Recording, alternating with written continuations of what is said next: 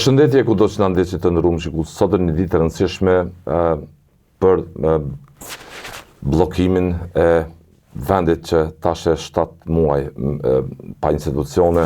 Gjykata Kushtetuese pritet të dalë me një njoftim mbi masën që ka marrë pas pezullimit ose pas vendosjes masës përkohshme në kërkesën që ajo trajtoi të listës serbe, ku sot përfundon ky afat 30 shtatori. Deri më sot nuk është mbledhur asnjëherë kuvendi. Kanë ftuar për trajtuar këtë çështje, se çdo të ndodh me tutje.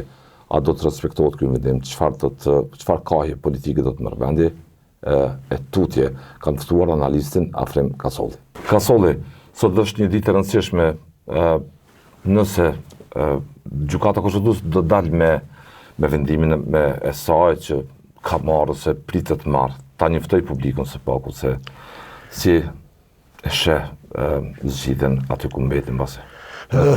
Por tash gjithë jemi në pritje të atë gjykimit të sotshëm Gjykatës Kushtetuese. Unë nuk besoj që do të kërkoj afat shtesë Gjykata Kushtetuese pas masës së përkohshme që kishte vendosur pas adresimit të listës serbe për pozitën e nënkryetarit nga ta, se tash çfarë vendimi do të jetë ai, çfarë gjykimi do të jetë, është herë të thuhet, nuk mund të spekuloj apo ta them me përgjithësi me siguri të plotë, por sipas gjitha indikacioneve mbase Gjykata Kushtetuese mund të konstatojë që është shkelur procedura dhe praktika e drejtanishme parlamentare në ndarjen në pako, do thotë prej pakos së votimit të nënkryetarëve nga partitë minoritare. Nëse del me këtë konstatim, atëherë kjo do të kuptonte që rikthimin e procedurës së votimit dhe që do të kërkonte nga deputetët e Kuvendit të Kosovës që ta votonin në pako, do thotë 2 nënkryetarët e partive minoritare. Mirë, po edhe nëse do thotë unë për veti nuk shoh indikacione politike që mund dalim nga kriza politike, dhe nëse do të jetë ky akt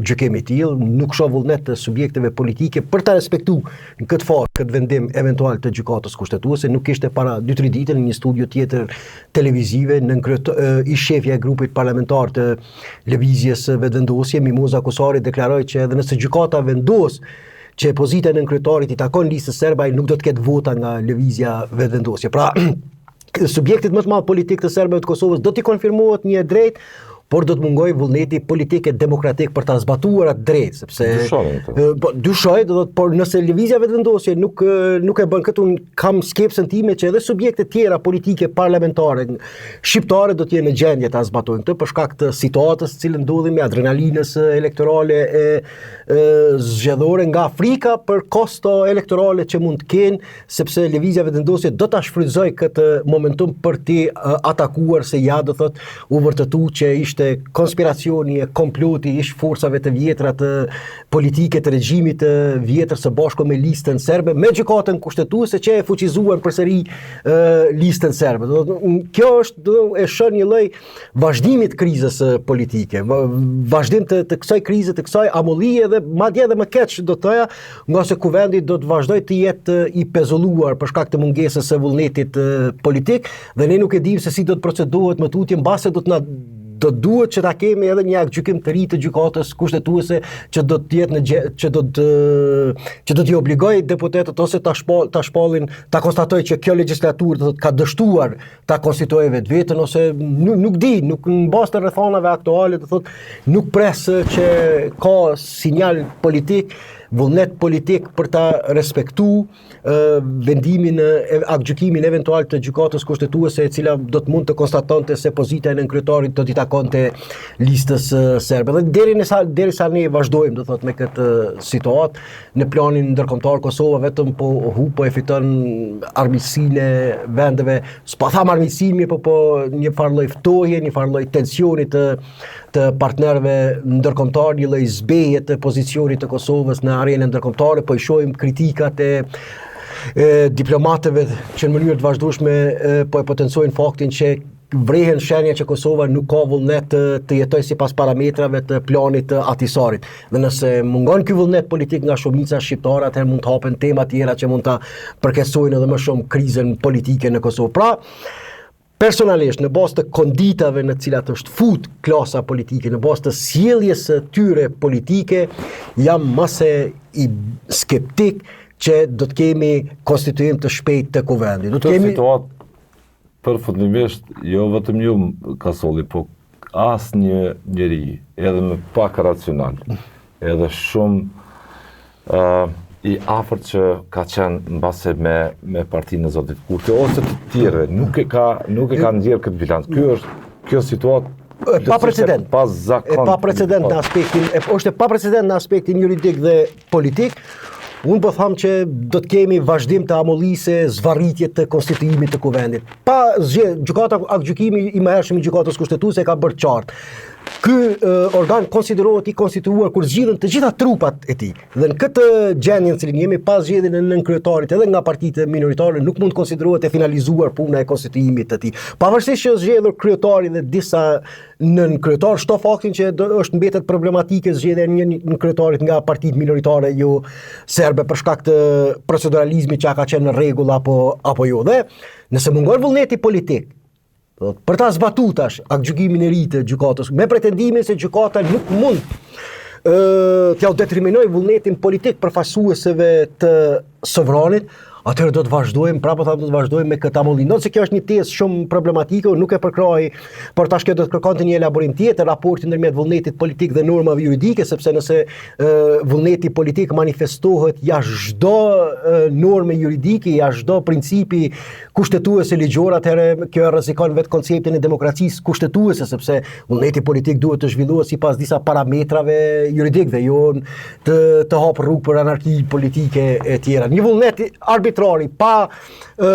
i panormuar në aspektin ligjore juridik, ajo është hyrje për anarki, nuk është asgjë tjetër. Pra, do të jetë tensioni më i madh politik që mund të futemi ndërmjet një drejte të fituar dhe mungesës së vullnetit politik për ta materializuar atë drejtë në rastin konkret për partinë minoritare serbe. E fundit, Kurti në shqyban margjina të forumit vjetor të OKB-s, bashkë me zonin Osmani për Kurti, tha në mënyrë tjetër shqybab, deklarat, që trishtoj, shërkoj, këdo, në të drejtë, edhe mbështeste e vetë zotit Kurti, i tha shqybab, ju shikoni punë tuaja, ne i shikojmë punë tona.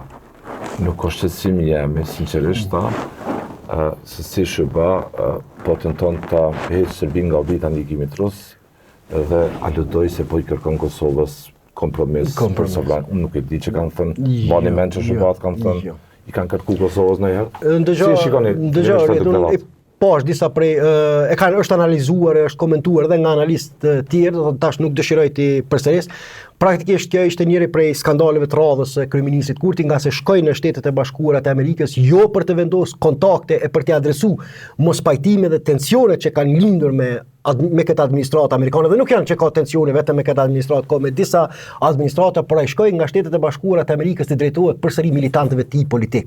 Kretë ligjerimi i tij ishte komunikim nga SHBA me militantët e tij politik, jo përpjekje për t'i tejkalu sfidat e mosmarrëveshjet që kanë lindur në ndërkohë me Shtetet e Bashkuara, sepse vetë intenca e tij që unë po ndëshkohem në një farë mënyrë nga Shtetet e Bashkuara të Amerikës për shkak të përpjekjes për të vendosur rend dhe sovranitet në pjesën veriore dhe sundim të ligjit. Pra, i inkriminoi Shtetet e Bashkuara të Amerikës. Gjithë përpjekjen e tyre titanike që kanë bërë në shtetëndërtimin e Kosovës, ai e inkriminoi se gjoja po ndëshkohet politikisht Albin Kurti, nga sa ata kanë interes të mirëmbajnë strukturat paralele e ilegale në pjesën veriore.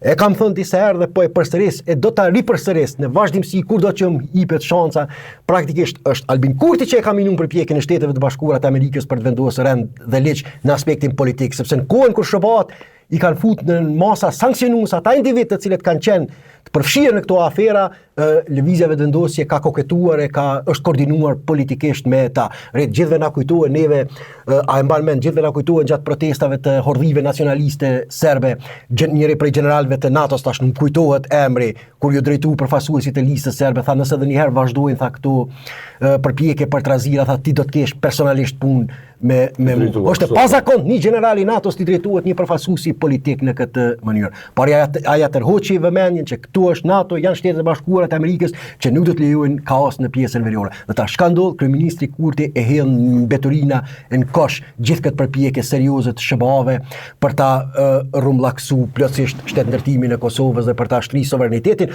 por mbi duke mos i rrezikuar të drejtat kolektive kushtetuese të serbëve. Kto janë mosmarrëveshjet. Ai është manipulim i pastër, tensionet e fundit kanë lindur për shkak sulmeve brutale ndaj gjykatës kushtetuese nga lëvizja vetëvendosje. Nuk ka të bëj as me sundim të ligjit, as me asgjë tjetër. Pra, do të ishte një manipulim dhe një përpjekje që nga Washingtoni tu drejtohet militanteve të tij për të kënaqur pasionet e tyre politike se ja nuk kanë efekt. Kritikat e njerëzve racional në këtë vend se kur ti ka tensionet ka marrëdhënie të tensionuara me SBA se ja po bën një vizitë në Shtetet e Bashkuara të Amerikës. Do të kështu e shohun në këtë lojë me pasoja serioze, që edhe djelë nëpërmjet një mediumi, State Departamenti ja bëri të qartë, dera është e hapur, le të rikthehemi si duhet, të mos e acarojmë, të mos e tensionojmë stabilitetin, prandaj mundësitë për bashkëpunim ekzistojnë. Në vend të shfrytëzimit të këtyre mundësive, ai do thotë shkon edhe i inkriminon Shtetet e Bashkuara të Amerikës. Unë e quaj këtë asgjë tjetër pos inkriminim verbal të rolit që kanë pasur SBA-t në shtetëndërtimin e Kosovës. Et mos flasim për peshën rajonale këto që deklarimet e tij se nuk është punë e tij shkputja e Serbisë nga Rusia. Ka sollet falenderoj. Ishte kënaqësi.